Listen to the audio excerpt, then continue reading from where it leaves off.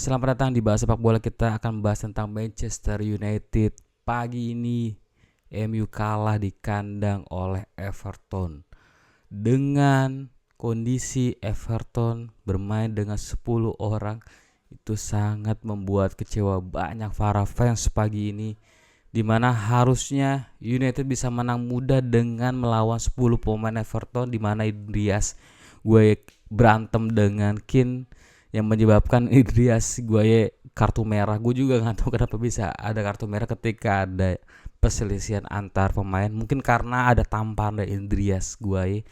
Tapi menurut gue ini adalah yang terburuk di season ini. Untuk raport semua pemain ini bukan masalah lagi di sistem, tapi dari segi mental pemain yang agak drop dan terlihat tidak ada semangat untuk bertanding. Kunya tidak ada, Sesko dan tidak ada, itu ternyata berpengaruh banget. Zirkzee sudah lama tidak bermain tapi tidak bisa membuahkan hasil sama sekali. Hanya beberapa headingnya mengancam tapi tidak berhasil membobol gawangnya Pickford. Itu nggak tahu apakah ini adalah hari buruknya Manchester United atau bagaimana, karena udah banyak peluang tapi tidak bisa gol. Ya mungkin ini bad daysnya United dan para pemain. Karena kalau dari segi taktik gue tidak menyalahkan Amorim, tapi dari segi eager ataupun triggernya para pemain United ketika United berhasil unggul pemain lah ya, 11 pemain dan Everton 10 pemain, harusnya kita bisa menang. Namun baik lagi pemain tidak memberikan maksimal kepercayaan diri di pertandingan ini. Terlihat banyak ada miss, terlihat masih seperti kebingungan ketika melawan 10 orang. Harusnya ketika ada ketertinggalan kita harus bisa mencetak gol, tapi ini mainnya jadi long ball. Kelihatan sih di babak kedua kebanyakan di menit-menit terakhir Zirkzee dimanfaatkan dengan bola-bola long ball dan cukup berhasil dari segi umpan-umpan amat ataupun dari segi De Ligt dan Luke Shaw. Namun baik lagi, mungkin ini bukan harinya Manchester United, dimana sudah banyak peluang. Zirkzee udah berapa kali sundulannya ke gawang tapi ketepis sama Pickford lagi perform. Gak tau kenapa kalau klub lain kipernya lawan MU itu pasti bagus. Dan baik lagi United kembali reset setelan pabrik.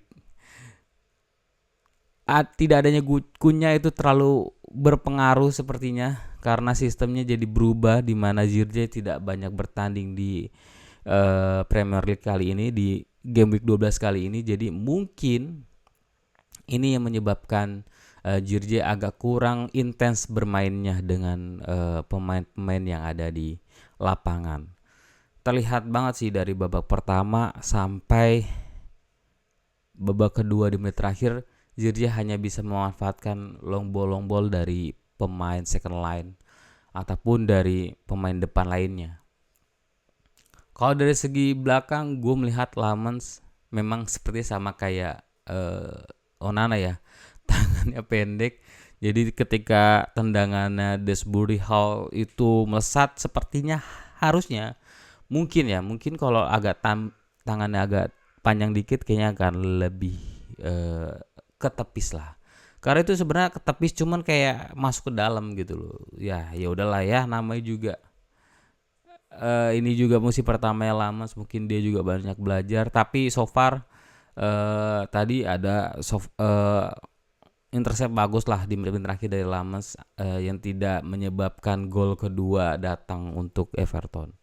Sebenarnya kita punya peluang tadi gue bilang, tapi baik lagi dari pemain seperti semangatnya berkurang, kayak ada intrik antar pemain gitu loh, antara antara Bruno dan Mbomo. Jadi kayak agak kurang ngeklik gitu ketika nggak ada Kunya dan Sesko. Makanya tadi gue bilang kayak Kunya agak berpengaruh, sangat berpengaruh malah. Nah ini jadi pertanyaan sih, apakah ketika Sesko absen akan kayak gini, atau apakah ketika Mbomo tidak ada di lapangan atau tidak bermain nanti pas lagi Mbomo amat pergi ke AFCON, apakah sama seperti ini? Nah ini yang akan tanda tanya, karena ini akan menyebabkan permainan United akan lebih condong seperti hal musim lalu. Tidak banyak berubah, karena kelihatan banget sih ini sama seperti musim lalu, tidak banyak berubah. Ketika ada kesalahan ya dimanfaatkan oleh lawan. Berbanding terbalik dengan Everton, ketika dia hanya bermain dengan 10 orang, malah bermainnya lebih ganas, lebih percaya dirinya lebih meningkat, dan eksploitasi para pemainnya enak banget dilihatnya. Jadi gue bingung apakah ini salah satu yang kagok dari para pemain, karena dia atau para pemain United bingung sebelumnya yang harusnya berlawanan dengan 11 pemain, tapi ini melawan 10 pemain, jadi kayak agak dikendorin. Nah itu yang harus dimatangkan oleh Amorim dan harus dikasih notif khusus buat para pemain, karena ini harus bisa menjadi next perubahan ketika memang ada insiden seperti ini dan melihat para pemain tidak konsisten gitu di bermainnya di lapangan. Walaupun di babak kedua ada Mes masuk, tapi tidak bisa membuat permainan lebih nyaman, lebih enak, sama saja seperti babak pertama. Walaupun kalau dari segi peluang banyak, cuman kayak mental pemain tuh kayak beda sendiri. Gue ngerasa kayak aneh gitu loh. Kayak Bruno hilang bola, tiba-tiba kepotong. Terus juga di depan gawang ketika ada umpan bagus dari Mes, tapi Bruno lebih memilih pakai kaki dalam, kaki kanan gak kaki kiri. Nah itu yang agak bingung gue dari Bruno, dan beberapa banyak peluang juga kayak aneh aja gak bisa masuk. Dan ya baik lagi karena performa pemainnya yang agak drop down, nggak bisa maksimalkan keadaan di mana United unggul pemain. Itu yang bikin mungkin banyak Farfes kaget kok bisa ya udah unggul pemain tapi tidak bisa mencetak gol. Tapi kalau peluang banyak, Dirje udah 3-4 kali gitu dari sundulan. Cuma baik lagi ya, kalau bola atas nggak bisa harusnya dari bola bawah. Dan gue nggak lihat Mbomo syuting, malah nggak tahu ya, mungkin teman-teman melihat nggak ya syuting ke arah gawang shot on target ya. Kayaknya ada 1-2 deh, kayaknya ada 1-2. Cuman tidak terlihat seperti Mbomo seperti biasa, mungkin kayak ketutup lah ya. Tidak ada Kunya kayaknya berpengaruh banget sih. Dan Sesko lebih mobile dibanding Zirkzee. Makanya kenapa Amorim sempat ada pertanyaan kenapa Rasmus Højlund dipinjamkan. Ya alasannya ini sih sebenarnya mengkritik tanda kutip, emang meminggirkan Rasmus Højlund, di mana Rasmus Højlund itu dibilang kalau Benjamin Sesko masih main ya si Rasmus Højlund akan di bangku cadangan terus gitu. Jadi dengan tanda kutip Højlund ini tidak sesuai dengan taktiknya Amorim, karena baik lagi Højlund itu minusnya 1. Minusnya di area duel bola atas itu tidak ada yang berhasil. Menurut gua itu jeleknya di Højlund. Makanya ada Sesko itu sangat luar biasa kalau bola atas, area duel bola atas selalu menang. Itu yang emang harus dimanfaatkan, nggak cuman holding bola bawah saja gitu. Holding bola bawah bagus Højlund, tapi kalau bola atas itu kurang banget. Sesko lebih bagus dan lebih inilah kalau gue lihat eksploitasinya lebih bagus lah.